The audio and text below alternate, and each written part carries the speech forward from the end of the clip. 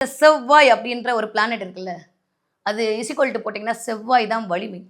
செவ்வாய் தான் வந்து லேண்டு.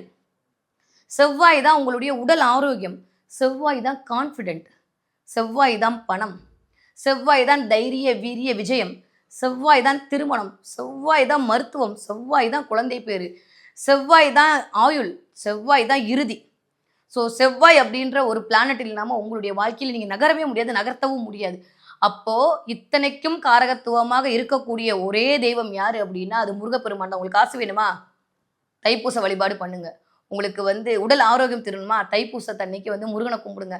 உங்களுக்கு கல்யாணம் ஆகணுமா? தைப்பூசத்தன்னைக்கு முருகன கும்பிடுங்க. உங்களுக்கு குழந்தை பிறக்கணுமா? தைப்பூசத்தன்னைக்கு முருகன கும்பிடுங்க. நீங்க லேண்ட் வாங்கணுமா? தைப்பூசத்தன்னைக்கு முருகன கும்பிடுங்க. உங்களுக்கு என்ன வேணும்? நீங்க எது வேணா வச்சுக்கோங்க. எல்லாத்துக்கும் ஒரே ஒரு சொல்யூஷன், ஒரே ஒரு தெய்வம், ஒரே ஒரு ஆள் யாரு அப்படின்னா, நம்பாள் தான்.